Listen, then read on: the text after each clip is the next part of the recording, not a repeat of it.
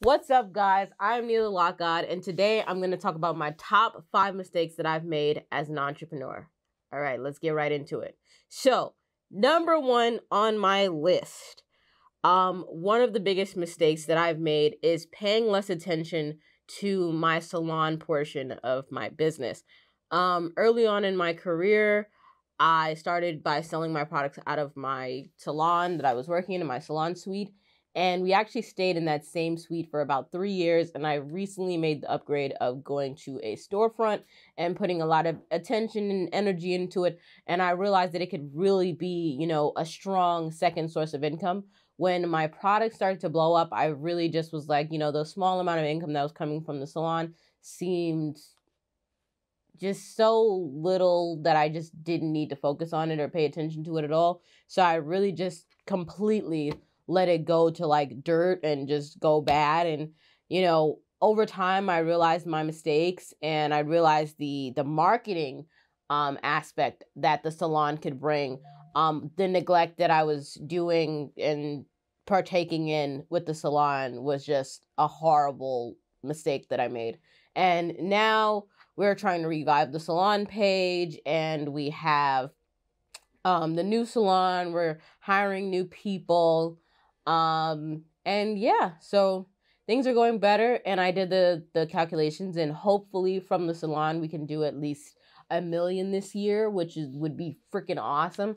And I think it's really possible with the projections that I made. They weren't like overshooting or anything like that. They were very realistic. And that's a really strong second source of income, So that was mistake number 1. Mistake number 2, not having new things for my customers to be excited about. So in my first year of business, I constantly came out with new products because I just didn't have many products out. So there was a lot of stuff that people would ask for. Now I really have to get creative in what I'm coming up with to put out. But in my second year of business, I really didn't put out that many products, and it made our content dry, dull, dusty, boring. It was like we're posting the same stuff about the same products. It's just boring. Now we've decided to drop a new product every month, and there's like so much more excitement with the brand because every single month there's something new that people can look forward to or that they can buy. It brings your returning customer rate up. Our returning customer rate is very high at 50%, and it's going to be even higher now that we're putting out all of these new products constantly all of the time. I've just noticed with other entrepreneurs, because they're constantly putting out new stuff, it's easy for them to come with content. It doesn't ever get dry because it's always something new to talk about. It gets dry when you stay talking about the same thing. It's only so many ways you can advertise the same exact item without it becoming just, redundant. Okay, number 3, not building up my other platforms. So recently I got into this thing with Instagram. I guess I'm shadow banned, and like badly. Like they're literally taking down my posts saying like you're posting too much, and none of our posts are getting really like the traction that they should. And so we've started building up our other platforms, and we've noticed, so of course everybody's building up their TikTok. We built up our TikTok, but there was a lot of other platforms that we weren't building up. We noticed that Facebook is a good place. YouTube, my YouTube has laid dormant for over a year now with no videos going up. And we realized that these are 2 platforms. Now we're on every platform. We're on Snapchat. We're building up our salon page. Like I said, that was another page that we didn't post on. We let it go dead. We had all of these dead platforms that we didn't put any attention into, and we were just putting all of our attention into Instagram and TikTok, and now Instagram has shadow banned us, and we're scrambling like, what are we gonna do? So now we're trying to build up other things, and that was just a big mistake of mine, especially for those of you that are, a little bit older and you're starting a business. You can't get into TikTok, you can't get into Instagram. It's just too hard. It's just too new. Facebook is still a great place to advertise. I'm getting a lot of sales off of Facebook right now. This platform that people claim is dying is a great place to get sales from, and no one's using it. So go monopolize. So a really big mistake that I made as an entrepreneur, and it is one of the mistakes that I always talk about whenever someone's like, what's your biggest mistake? And my biggest mistake that I've made is poor hiring. poor hiring tactics or whatever. I hired friends, I hired family, I hired people just because they needed a job. I did not hire people because they actually had credentials, because they actually had skills, because they actually had, references. I was just hiring people without putting that much thought into it, and that was a huge mistake. These days, I'm hiring people and I'm looking at the resumes. I'm making sure that they have the credentials, the skills, the experience. There were times where I'm hiring people for certain positions that they have zero experience in at all. Not even a form of experience, just no kind of experience.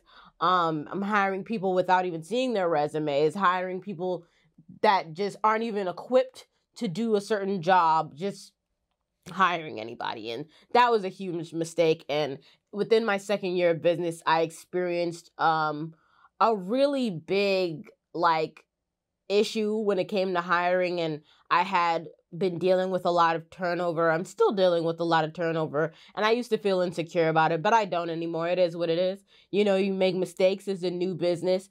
I hired people just to hire them, just to help people out, just to whatever the case may be, but that was a big mistake. When you hire people, hire them because they have the skills. Hire them because they have the experience. Hire them because they have the credentials. You're going to end up hiring people just to help out your friend or your family or you this or you that, and it'll come back to bite you in the ass. Because they won't be able to perform at a certain level. They won't be able to, do the task that is asked. And then it's there's also issues with hiring family where people expect to be paid these ridiculous amounts of money, and that can put you in the hole as a business owner, where now your payroll is so high that you have some months that you're operating at a negative because your payroll is so high. Then you're paying taxes on the employees. There's all kinds of taxes that you got to pay as a business owner. There's so many that I found out about after becoming legitimate. It's like you're paying these people under the table and it's just that flat number.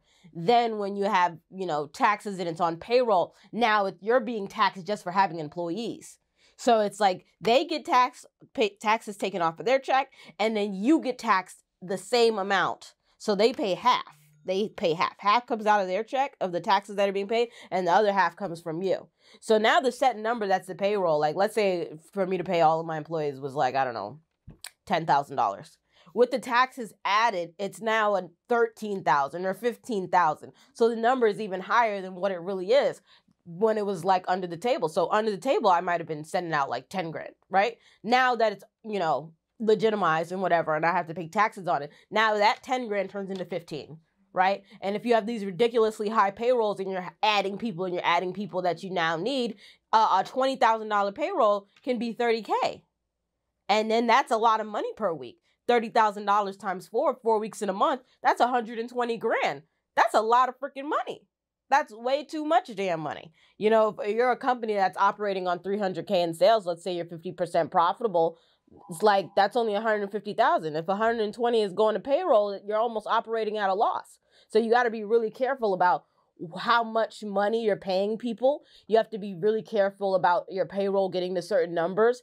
You have to be really mindful of that. Make sure that you're paying people at a rate that's actually sustainable for you, whether you're having monster sales or you're having crap sales. If at your bottom, worst month that you've ever had in sales is, a place that you'd be operating at a loss if you had a certain payroll, never let your payroll get to that number, because it's possible for you to be operating at a loss at some point if you have poor sales, and you have to be prepared for everything. So that was a huge mistake that I made. I was overpaying. I was hiring people who were underqualified, and I was overpaying for it. So huge mistake on my end.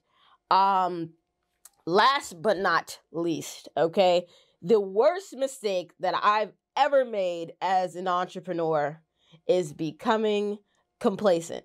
Now, this mistake is something that I really want to warn all of my young entrepreneurs who are reaching success quickly. Do not become complacent. Do not become complacent. Don't make the mistakes that I made, okay? I got to, and this all kind of happened to me at the same time with hiring mistakes and the this and the that. But in my second year of business, I became very complacent. I was living in my dream home. I was driving my dream car. I felt like I'm 21 years old and I've made it as a person and I don't need to work hard anymore. And then I stopped working hard. And I'll admit, a lot of mistakes, people probably think that I put it on everybody else, but I really don't. I take a lot of blame for me. I always think about how I could have been better. And I think in a lot of scenarios and situations, I don't think it's anybody else's fault but my own. Because at the end of the day, I'm the person that holds all the cards, And I think that in my second year of business, I did feel like I made it already. I did feel like what do I need to work hard for anymore? I pay people to work hard for me. It's like as you go, your business goes. So when you start getting lazy and you just start laying around and you're not putting in the hard work or the effort, it's going to show in your business. Your numbers are going to start to decline. You're going to start to see inconsistencies within your company. You're going to start to have all kinds of drama and issues and laziness. When you create a certain environment for your company, people act accordingly. So when the environment is laid back laziness, everyone, even a person who's a hard worker, will be like, oh, I can get away with laid back laziness. So I'm going to do the laid back lazy things because I can get away with it. That's what they've got going on over here. But if you create an environment where it's like, we work hard, we get work done, everybody's pushing, then everyone who comes in is going to push. No one's going to think they can survive with this lackadaisical, lazy attitude. Nobody's going to try to do that. Everybody's going to come in and work hard. So that was my mistake. I started like me with the laziness, and then it trickled down to everyone else doing the laziness, and then it just became a whole freaking mess, and it just went downhill. But I started working hard again, and I started, coming to work every day and making sure that I'm working around the clock and having better communication with like all of my employees. I'm still working on that, but building all of my teams from the ground up, making sure that I'm at every interview that I can possibly be at, making sure that I have a good line of communication with all of my employees, that they are able to talk to me or their managers whenever they need anything.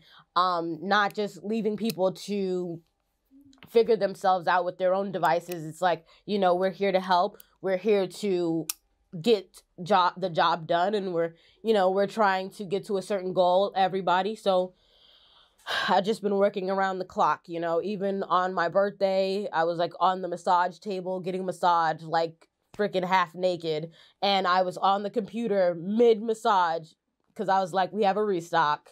I got to put these products up on the page. And so, I'm making sure that I'm just always working now when I'm not slacking off. I'm not taking the lazy route. I'm in here coming up with ideas. I'm in here filming. I'm in here even making the products these days. Like, I'm doing all that kind of stuff and being very hands-on and making sure that I'm not getting complacent just because I feel like, oh, okay, I'm young. Oh, okay, I've made this much money. I've bought this and I've bought that and whatever my net worth is and whoever cares. But now I'm just like, it's not even about that. I need to keep working hard because, I'm not at the point of wealth yet. I still have to work for my money. So until I get to that point of wealth, I have to understand that I have to keep working hard, because if you don't, anything can go to zero. So I have to make sure that I'm always working, because if I don't, sales are going to do one of these. And it was already doing one of these in my second year of business, and I don't need that to happen again. I needed to do this. And this year has been going really well. This month's a little rocky, but I think with our drops that we have this month, so that brings it back to the exciting things. We have we have our lock butter. This has been out of stock for a really long time, and we're trying to get it to be consistently in stock. Everybody's really excited about it. And then our bonnets, do-rags, and our pillowcases are dropping. So hopefully that can give us a boost. We're doing actually okay for the month. We're kind of like, we're not below where we should be. We're actually above, but with the growth that I want to have, we're below that number. We're below the number of us doing the numbers that I want us to do. But we're not in like a bad range at this point. We're okay. So, yeah. That's it, you guys. Those are my top 5 mistakes that I've made as an entrepreneur. Don't make those mistakes, you guys. Be better than me. And good luck to all of my entrepreneurs. I'm out of here.